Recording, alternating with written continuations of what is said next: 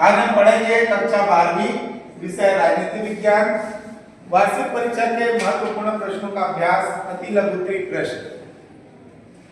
प्रश्न क्रमांक 1, सोवियत अर्थव्यवस्था की प्रकृति के बारे में निम्न में से कौन सा कथन गलत है? उत्तर, जनता को आजादी थी।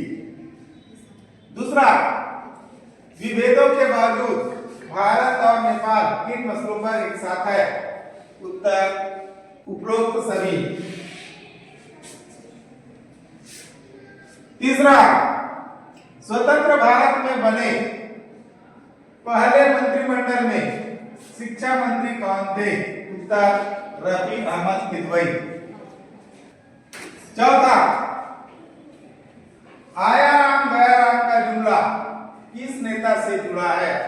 उत्तर, गयाराम।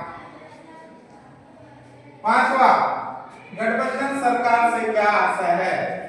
उत्तर, कई दलों की मिलीजुली सरकार। छठवा, यूरोपीय संघ की स्थापना सन 1993 में हुई।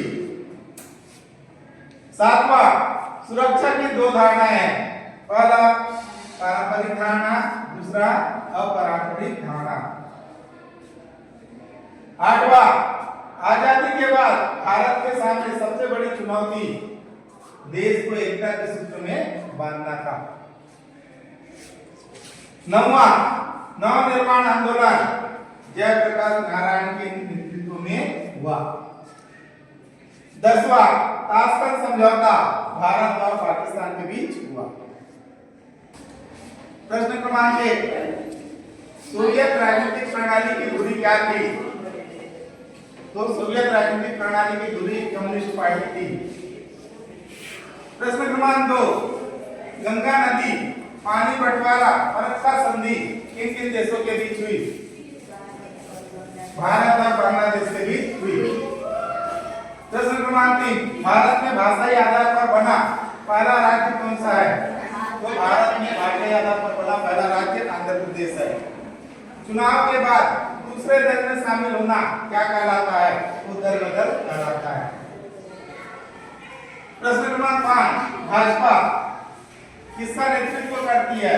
तो भाजपा एनडीए का नेतृत्व करती है। छठवा, आसियान संगठन की स्थापना कब हुई? आसियान संगठन की स्थापना 1967 में हुई। अपने आप को कानून के हवाले करना और हथियार डाल देना क्या कहलाता है? आत्मसमर्पण कहलाता है। आठवां, भारतीय जनसंघ की स्थापना कब हुई? भारतीय जनसंघ की स्थापना 1951 में श्यामा प्रसाद मुखर्जी ने की। सिंडिकेट का क्या तात्पर्य है? तो सिंडिकेट का तात्पर्य कांग्रेस के वरिष्ठ नेताओं का जिनका पार्टी के संगठन पर नियंत्रण था उन्हें सिंडिकेट कहा जाता था। बैंकों का राष्ट्रीयकरण किस प्रधानमंत्री के शासनकाल में हुआ? तो बैंकों का राष्ट्रीयकरण श्रीमती इंदिरा गांधी के शासनकाल में हुआ।